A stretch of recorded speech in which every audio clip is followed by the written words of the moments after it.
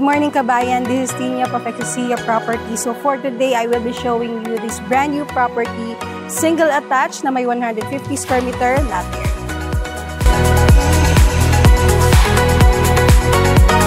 So before tayo pumasok sa loob, pakita ko lang ang ating outdoor features.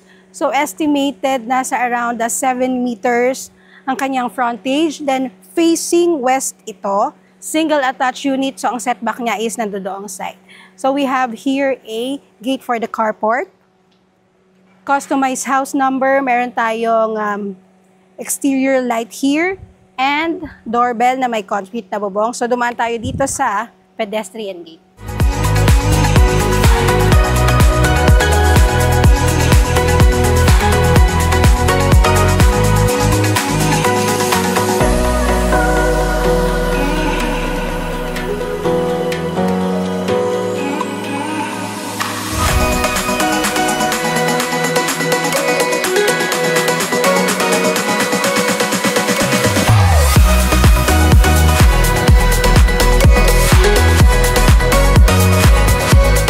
See kabayan ang ating flooring. Ayan, pagpasok natin dito, naka-tiles na yan, so non-skid naman yan. And dito sa aking leftmost area, meron kang pocket garden and even dito sa right side.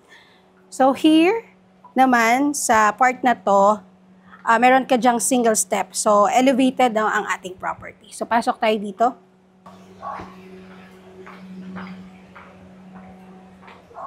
So ito yung ating carport area. Flooring ay naka-pebbled na yan. And then, almost half of this part sa ating carport ay covered kasi nandito yung ating bedroom, master's bedroom, and then yung kanyang balcony. So, it can accommodate up to 2 cars, kabayan. So, ito yung sinasabi ko kanina na setback. Ayan, itong side na to. Pero mamaya na natin yung tingnan. Pumasok muna tayo sa loob.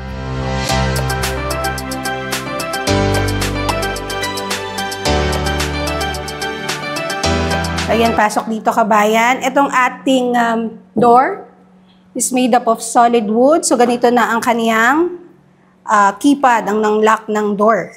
So, naka-keypad na yan and then meron ding lock. Then, sa likod niyan, nandito ang ating switch box or yung circuit breaker. Okay. By the way, ang total developed area dito kabayan is 197 square meters. So, again, lot area is 150 square meters. So dito, this will be the living area. And then, meron ka ditong accent na cornered fluted panel. Yan. And dito yung ating mga port ng ating mga saksakan. And then on this part, kung maglalagay kayo ng aircon, may nakalagay naman na provision for aircon. So doon nyo siya ilalagay. And meron ka ditong sliding window. Meron na rin yung kasamang screen. So, area na yan is lanay. So, ipapakita ko rin sa inyo yan later. So, small steps. Dito nyo ilalagay ang inyong dining area. So, by the way, ang tiles na ginamit ay 60 by 60 ang sukat. And then, dito sa likod ko, dito naman ang kitchen area. So, you have here a kitchen pantry. Yan, pakita ko na din. And, itong area na to, the kitchen countertop, ang ginamit po dyan na tiles is granite tiles. You also have fitted cabinets. So, ganito yung backsplash mo naman. Parang mosaic ang style, ano? And dito malalagay ang iyong gas range and range hood dito sa part na to. Here, ang iyong sink ay gawa na yan sa quartz. So, dalawa yan. And you also have a sliding window dito sa part na to.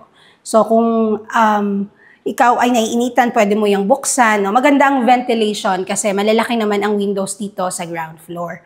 Now, before tayo mag-proceed dito sa service area, so itong door na to will lead you to the service area. We have here a bedroom 1 sa ground floor. So here, kasha, single size bed. And then, ito yung kanyang window, awning window over there. And you also have hanging cabinet. There. Okay. So, meron itong shared toilet and bath. Ayan. So, Jack and Jill siya. So, kaya siya shared kasi may access din yung sa ground floor papunta dito sa loob. So, tara. Dito. Ayan. So, medyo didilim lang. So, gawa natin ng paraan kung sakaling didilim. Fixtures, kasama yung mga shower. Then, ayan, awning window na may screen. You also have a wall niche over here. And complete ang fixture. So, meron namang toilet bowl, meron yung lavatory, and may mirror din. Okay, so paglabas mo from there, this will lead you dito sa area na to. Meron ka pa ditong malaking space. So, pwede mo pa itong gawing storage area mo. Ayan. Pero dito sa model, nilagyan nila ng ganitong accent. Pero it will be up to you na kung paano mo i-modify ang iyong bahay. So, ito naman will lead you, of course, to the second floor. So, punta muna tayo sa service area. And papakita ko sa inyo yung lanay.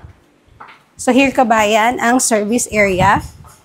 So, naka-tiles na din ng flooring. So, dito sa right side, ito yung setback nyo. So, the setback is 2 meters. So, this water tank, ayan, 700 liters ang capacity. So, free yan. And then, ayan. So, itong way na to will lead you papunta sa ating carport area. So, ang iyong fence, ang height ay siguro nasa mga 5. Yan. Kala mo ang tangkad, ano? Mga 5. So, buong paikot ng property mo, naka-fence na din yan. So, ayan. Meron ka na ding service counter. Yan. Still have fence. Ayan. So, itong kabilang bahay kakalipat lang. Same naman ang builder nito. So, this part is the lanay area. So, ito yung kanina pinakita ko na sliding window, and then ito yung sliding door. So, may access if you are on the dining part. So, kabayan, napakita ko lang ulit ang ating mga house features dito sa ground floor. We have, of course, a gate para sa ating carport, pedestrian gate. Meron din tayo, syempre, a carport that can accommodate 2 cars. We have a service area, a setback on the side, for about 2 meters, and then we also have a lanai area. So, I guess, it's time to go up. Check na natin ang second floor. So, ang ating hand railings is solid wood. Ang balustrade mo is steel, and then ang ating flooring dito is made up of a pitong, which is a solid wood. So, solid wood yan, wala kayong magiging problema dyan, kabayan. So, pag akyat nyo, makikita nyo yan, high ceiling. And then, we also have sets of window over here. There. Fix itong side na to. And then, yung sa taas, fix this one ay awning window. Then, may screen yan. So, ma-open nyo yan. So, ayun, kabayan, we have a total of 3 bedrooms dito sa second floor. So, unahin na natin yung bedroom sa aking harapan. So, this is the first bedroom. Meron niyang provision for window type aircon. And meron kang malaking sliding window over here. Ayan, meron ka na ring screen window. So, ang iyong flooring naka-PVC yan. And can fit up to single size bed. You also have a vanity area over here na meron. Ayan, drawer. Meron na ding mirror, diba? And may shelves over there.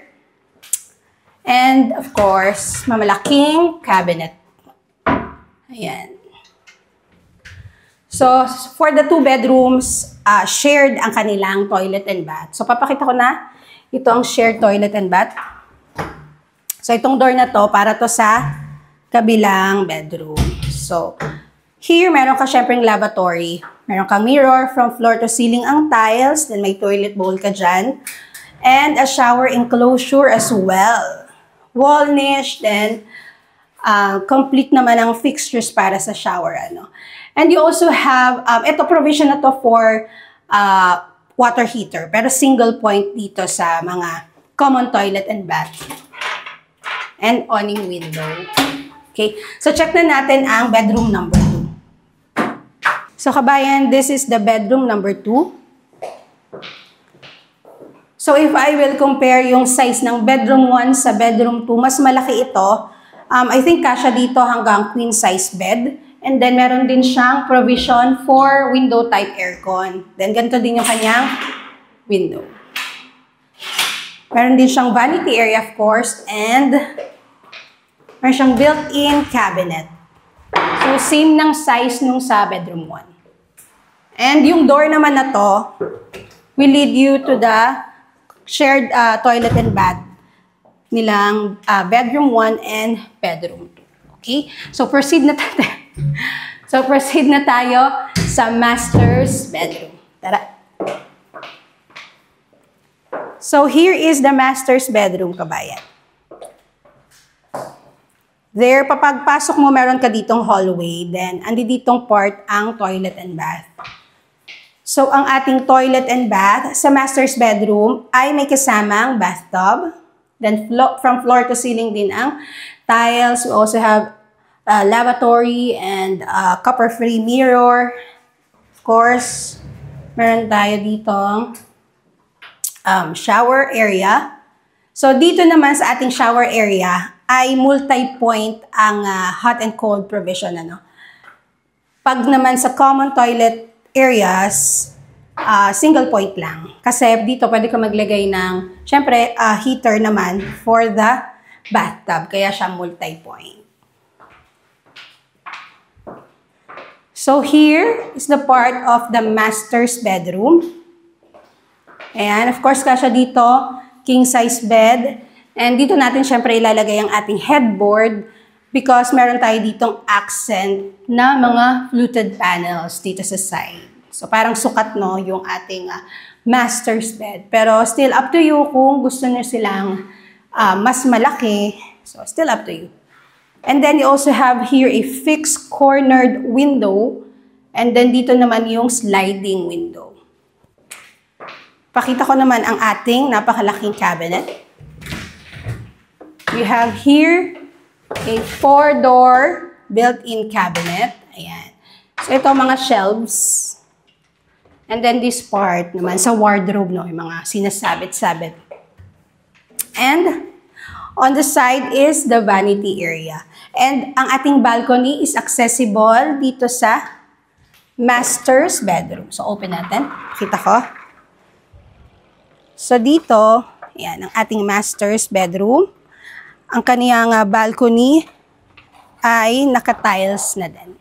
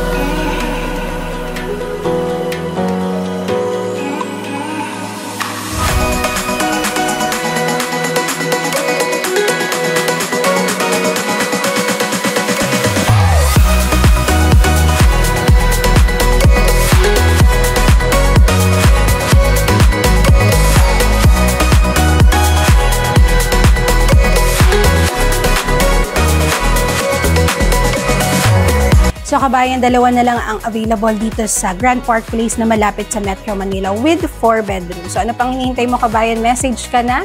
This is Tina Papakasiya Properties. Thank you for watching. See ya!